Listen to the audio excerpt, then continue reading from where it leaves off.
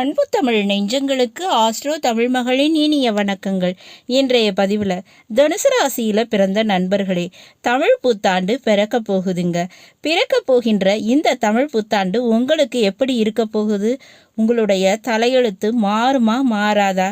பதிவினை முழுமையாக பாருங்க. பதிவு பிடிச்சிருந்தா லைக் பண்ணி கமெண்ட் பண்ணி மற்ற நண்பர்கள் உறவினர்கள் பயன்பெற அவங்களுக்கும் ஷேர் பண்ண மறந்துடாதீங்க. இதுவரை நம்முடைய ஆஸ்ட்ரோ தமிழ் மகள் சேனலை சப்ஸ்கிரைப் பண்ணாத நண்பர்கள் சப்ஸ்கிரைப் பண்ணி கூடவே தெரிகிற பெல் ஐக்கானை கிளிக் பண்ணி ஆல் ஆப்ஷன்ஸும் செலக்ட் பண்ணி வச்சுக்கோங்க. ஏற்கனவே தனுசு ராசியில் பிறந்த நண்பர்களுக்காக நம்ம சேனலில் சனி பயிற்சி பலன்கள் மற்றும் குரு பயிற்சி பலன்கள் பதிவு செஞ்சாச்சு. பதிவினை பார்க்காதவங்க கீழே டிஸ்கிரிப்ஷனில் லிங்க் கொடுத்துருக்கேன், போய் பார்த்து பயனடைஞ்சுக்கோங்க. இந்த பதிவினை நீங்கள் சேனலை விசிட் பண்ணியும் பார்த்துக்கிடலாம். தனுசு ராசியில் பிறந்த நண்பர்களே, தமிழ் புத்தாண்டு குரோதி வருடம் முடிந்ததுங்க. பிறக்க போகின்ற ஆண்டு விசுவாவசுவாண்டு. இந்த சித்திரை மாதம் 1ஆம் தேதி, அது ஏப்ரல் 14ஆம் தேதி தொடங்குகிறதுங்க. இந்த புத்தாண்டுல எந்த கிரகங்கள் உங்களுக்கு நன்மை தரும்? எந்த விதமான சவால்களை நீங்கள் எதிர்கொள்ள போறீங்க? எப்படி இருக்கும் இந்த ஆண்டு? பார்த்துடலாம். முதல்ல உங்கள் ராசி அதிபதி குரு பகவானுடைய பயிற்சிங்க. அது வருட ஆரம்பத்தில் மே மாதம் 15ஆம் தேதி நடக்க போகுது. தனுசு ராசிக்கு 6ஆம் வீடான ரிஷபராசியில் இருக்காரு இந்த குரு பகவான். பிறகு 7ஆம் வீடான மிதுன ராசிக்கு போயிடுவாருங்க. அப்ப இந்த வருடம் குரு பகவானுடைய சுப பார்வையானது தனுசு ராசிக்கு உண்டுங்க. அதனால மற்ற கிரகங்கள் எந்த விதமாக இருந்தாலும் சரிங்க, குரு ஒருவரே உங்கள் மீது பார்வை செலுத்தி பல விதத்திலையும் உங்களை காப்பாற்றி விடுகிறார்.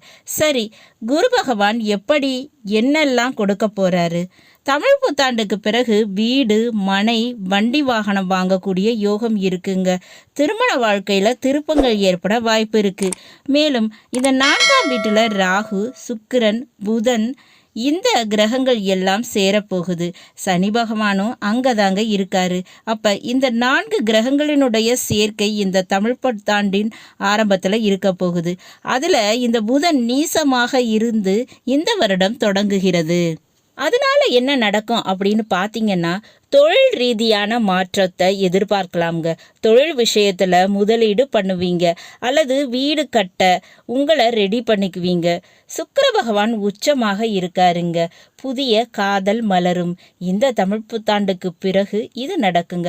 அதே போல புதிய கடன் வாய்ப்புகள் உங்களுக்கு ஏற்படுங்க. அந்த கடனானது வேலைக்காக இருக்கலாம், தொழிலுக்காக இருக்கலாம், ஒரு சுபகாரியம் செய்யறதுக்காக, வீட்டுக்காகவோ அல்லது ஒரு திருமணத்திற்காகவோ கூட இருக்கலாம்ங்க.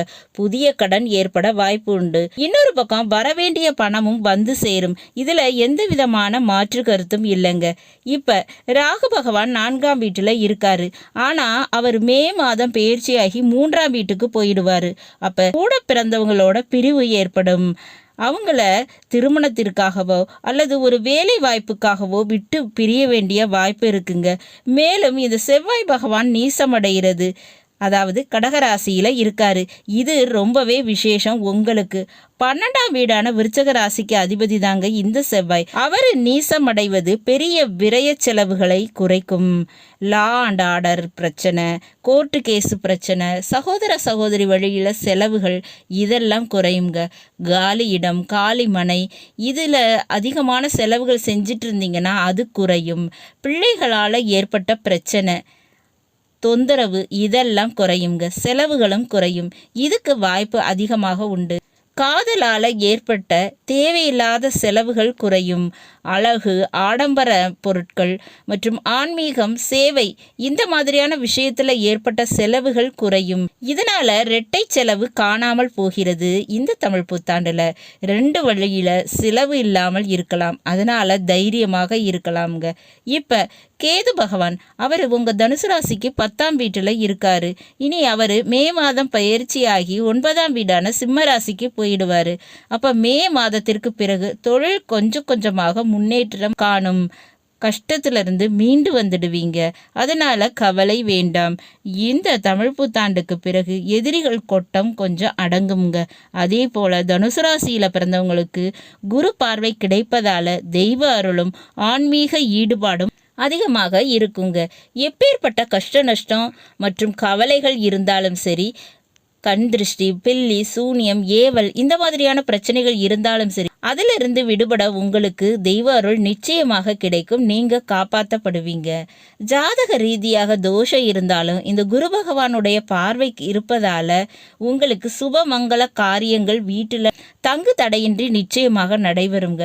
இந்த தமிழ் புத்தாண்டு பிறகு நீங்க வணங்க வேண்டிய தெய்வங்கள்னு பார்த்தா குரு பகவான் தாங்க. ஆலங்குடி சென்று குரு பகவானை வழிபாடு செய்யுங்க. வியாழக்கிழமை தோறும் கொண்டக்கடலை மாலை சாற்றி குரு பகவானை வழிபாடு செய்யுங்க. நிச்சயம் நன்மைகள் நிறையவே நடக்கும். நல்லது நண்பர்களே, இன்றைய பதிவு உங்களுக்கு பிடிச்சிருக்கும்னு நினைக்கிறேன். பிடிச்சிருந்தா லைக் பண்ணி, கமெண்ட் பண்ணி, மற்ற நண்பர்கள் உறவினர்கள் பயன்பெற அவங்களுக்கும் ஷேர் பண்ண மறந்துடாதீங்க. இதுவரை நம்முடைய ஆஸ்ட்ரோ தமிழ் மகள் சேனலை சப்ஸ்கிரைப் பண்ணாத நண்பர்கள் சப்ஸ்கிரைப் பண்ணி கூடவே தெரியுற பெல்லைக்கான கிளிக் பண்ணி ஆல் ஆப்ஷன்ஸும் செலக்ட் பண்ணி வச்சுக்கோங்க. மீண்டும் நல்லதொரு வாய்ப்பினில் உங்கள் அனைவரையும் சந்திக்கிறேன். அதுவரை ஆஸ்ட்ரோ தமிழ் மகளின் அன்பு கலந்த வணக்கங்கள். நன்றி.